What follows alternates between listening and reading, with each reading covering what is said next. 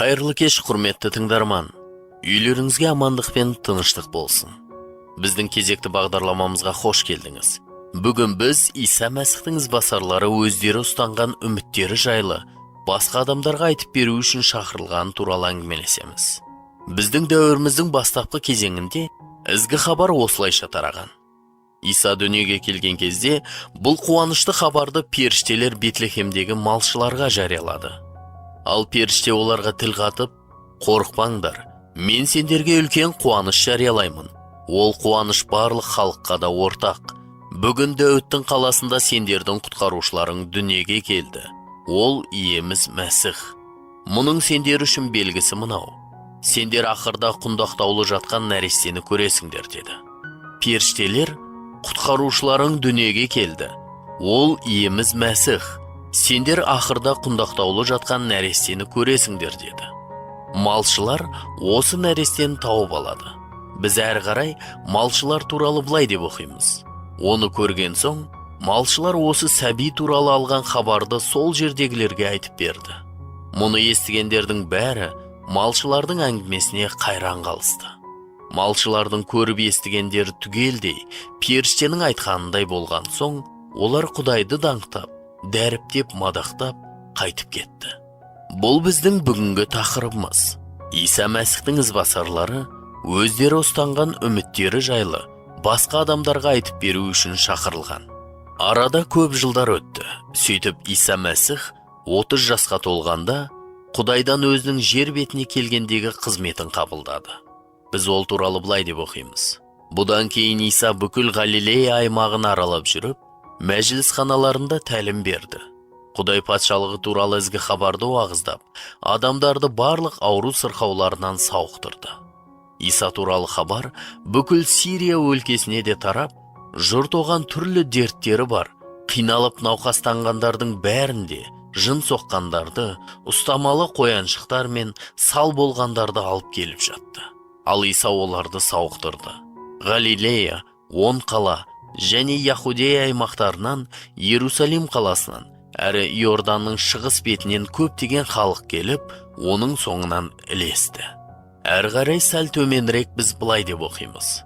Жиналған халықты көргенде, Иса тауға көтеріліп, бір жерге жайғасып отырды. Сол кезде шәкірттері қасына келді. Иса оларға былай деп тәлім берді. Ол өзінің тәлімінде оның ізбасарлары өздері ұстанған үміттері жайлы басқа адамдарға айтып беру керектігі жайлы айтады. Адамдар оны әрқашан қуанышпен қабылдай бермейді. Тыңдаңыздар. Адамдар сендерді маған бола қорлап, қудалап, әртүрлі жала жауып жамандаса, бақыттысыңдар. Қуана шаттаныңдар, себебі көкте сендерді зор сыйларын күтіп тұр. Жұрт сендерден бұрынғы пайғамбарларды да солай қудалаған. Содан кейін Иса былай деп түсіндіреді. Сендер жер бетінде тұз сияқтысыңдар. Ал егер тұз өз күшінен айырылған болса, онысын қалай қалпына келтіруге болады? Еш нәрсеге жарамсыз болып шыққандықтан, оны лақтырып тастап аяқ асты ету ғана қалады. Сендер дүниеге Құдай жолын көрсететін нұрсыңдар. Төбе басына салынған қала жасырынып қала алмайды. Ешкім шам жағып, оны ыдыспен бүркеп қоймайды. Қайта оны шам қойғышқа қояды. Сонда оның жарығы үйдегілердің бәріне түседі. Сол сияқты сендердегі нұр адамдарға сәулесін төксін. Осылайша олар игі істеріңді көріп, көктегі әкелеріңді мадақтап, дәріптесін. Мен тағы да бір рет қайталайын. Сол сияқты сендердегі нұр адамдарға сәулесін төксін. Осылайша олар игі істеріңді көріп, көктегі әкелеріңді мадақтап, дәріптесін. Ал тағы да басқа жерде Иса былай дейді. Сонымен, мені адамдар алдында мойындаған әркімді, мен де көктегі әкемнің алдында мойындаймын. Бірақ менен жұрт алдында танған әркімнен, мен де көктегі әкемнің алдында танбақпын. Сондықтан, адамдарға ол туралы ұялмастан айту маңызды. Біз өзіміз ұстанған үмітіміз жайлы басқа адамдарға айтып беру үшін шақырылғанбыз. Менің досым бір оқиғаны айтып берді. Менің ойымша бұл оқиға осы шындықты жақсы ашып көрсетеді. Тыңдаңыздар. Бір күні Салтанат күйеуімен пойызда жол жүріп кетіп бара жатты. Олармен бірге купе вагонында әдепті киініп алған, егде тартқан ер кісі бар еді. киімі, мінез-құлқы мен сөздері оның діншіл адам екендігін көрсетіп тұрды. Ол купеде 5 уақыт намаз оқыған кезде бұл ойы расталды. Бұған қоса, жай қатардағы мешітке барып жүрген адам емес, мешіттің молдасы екені анықталды. Салтанат тәте екінші қабатқа жайғасып алып, қолына газетті алды да оқуға кірісіп кетті. Алайда бір қарағанда, ол өзінің күйеуінің мінез-құлқының бірден өзгеріп сала бергенін байқады. Ол қасындағы молдаға ұқсауға тырысып, сүйекке сіңген құдайсыз адамнан діндар мұсылманның кейпін киіп алды. Пойыздың тарсылы мен оның кереңдігі оған олардың сұхбатын естуіне кедергі жасады. Бірақ олардың ишарасынан ол өзі туралы әңгіме болып жатқанын бірден түсіне қойды. Кенеттен әлгі діншіл молда ашуланып, оған төменге түс деп бұйрық берді. Әлгі әйелдің күйеуі де молданың жағында болғаны, оған күш берген болса керек. Әйел екінші қабаттан түсемін деп құлап қалайын деді. Ол өзіне өштескен екі еркектің алдында қорыққаннан сілейіп қатып қалды. Оның күйеуі әйелі мен ұлының өгей ұлының Иса Мәсіхтің ізбасарлары екендігі жайлы молдаға айтып берген екен. Ерлі зайыптылық міндеті бойынша өзінің әйелін, өмірлік серігін қорғаудың орнына, күйеуі оны бейтаныс кісінің соттауына жол береді. Яхуда Исқариот сияқты өзінің әйеліне опасыздық жасап, ол бұл оқиғаның соңы немен бітер екен деп табалап қуанып күтіп отырды. Салтанат тәте Исаның сөздерін есіне алды. Адамдар сендерді сотқа апарып ұстап бергенде, не айтатындарыңды ойлап уайымдамаңдар. Сол сәтте ауыздарыңа салынған сөздерді айтыңдар. Осылай өздерің емес, сендер арқылы киелі рух сөйлейтін болады. Иеміздің осы сөздеріне уәде ретінде сүйеніп, ол Ибраимның таңдалуы, Исқақ пен Исмайылдың дүниеге келуі жайлы оқиғаларды айтып берді. Ол уәде еткен құтқарушы, Мәсіхтің керемет жолмен дүниеге келгені туралы әңгімелеп берді. Бір қызығы, оның айтарлықтай ұзақ уағызын ешкім бөліп жіберген жоқ.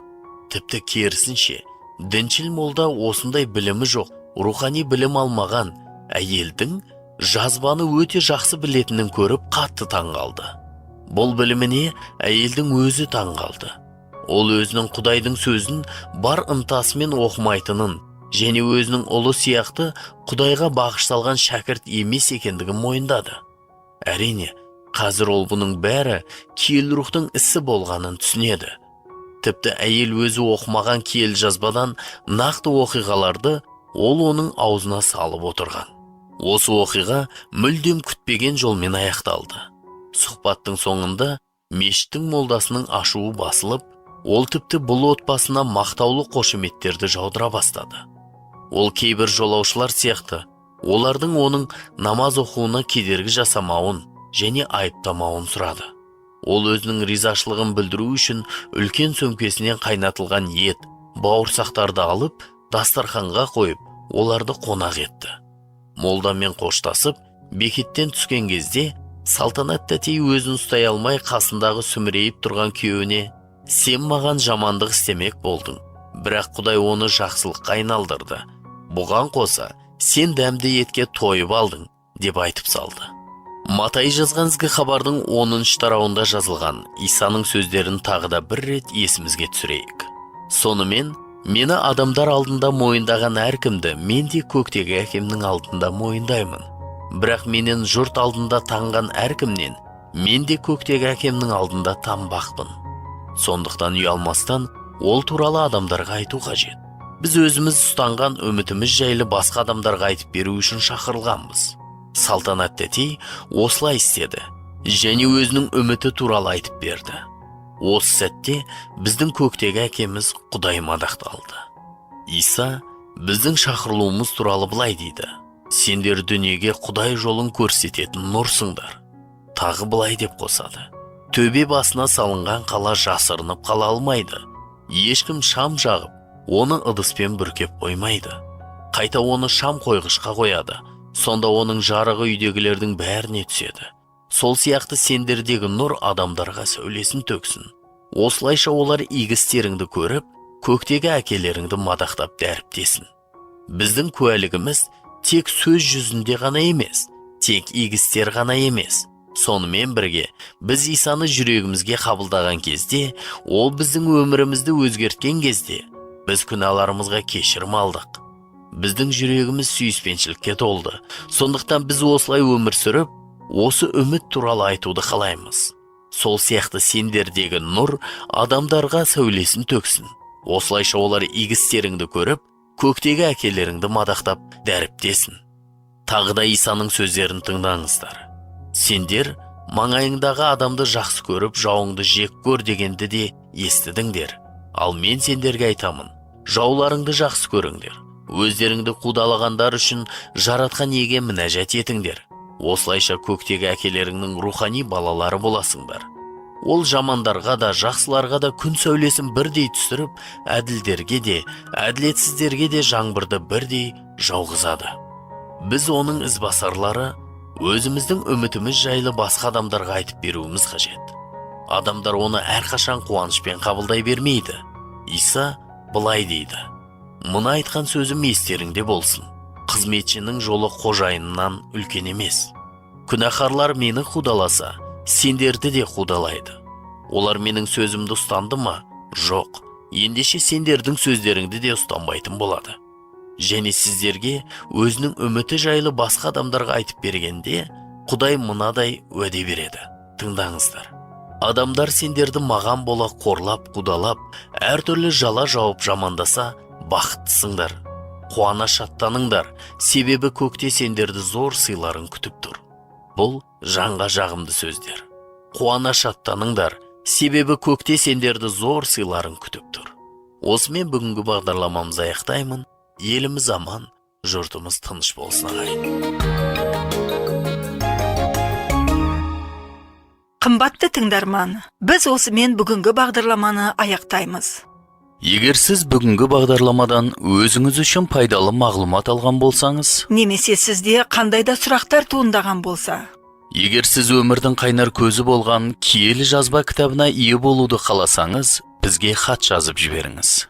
сіз Орта Азияда тұратын болсаңыз, біз сізге хабарларымыз жазылған аудио таспа немесе киелі жазба кітабын сыйлық ретінде салып жібереміз.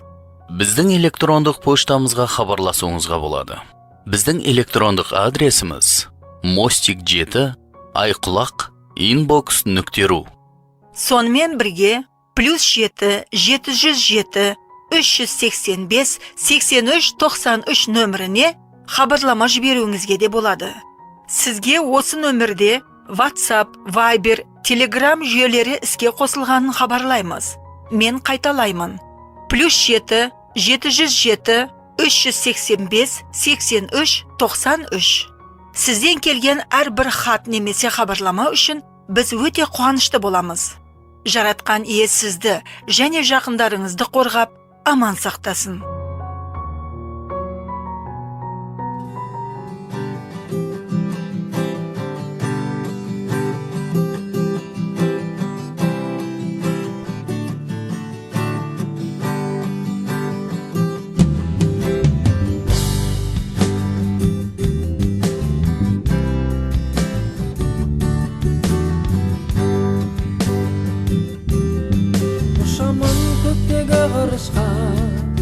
Самғаймын алысқа алысқа, сені көремін, саған еремін, шексіз қуанар, сонда жүрегім, жаныма қуаныш сыйлайсың, таңымды жалғайсың, жалғайсың.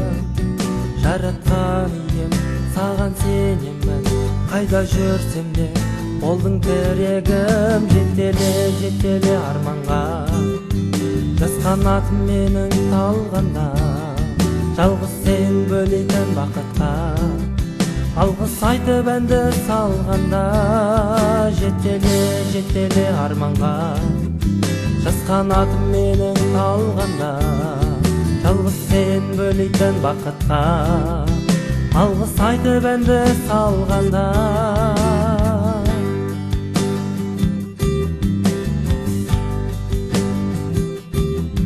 Мақтаймын өзіңді әлемде, жасашы мәңгіге, мәңгіге. Өмірдің сары, махаббат жыры, барлық халыққа бірдей ұсындың. Жүздерің жарқ жарқырап жайнаған, нұрланшы әрқашан жарығың барда жүрейін алға, шуақты күнге арайлы таңға, жетеле арманға, жас қанатым менің талғанда, жалғыз сен бөлейтін бақытқа, алғыс айтып әнді салғанда, жетеле арманға, жас қанатым менің талғанда, жалғыз сен бөлейтін бақытқа, алғыс айтып әнді салғанда.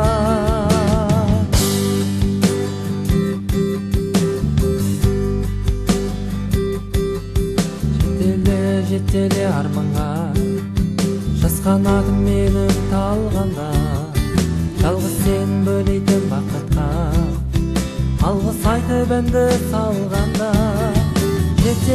Жетеле арманға, жас қанатым менің талғанда, жалғыз сен бөлейтін бақытқа, алғыс айтып әнді салғанда.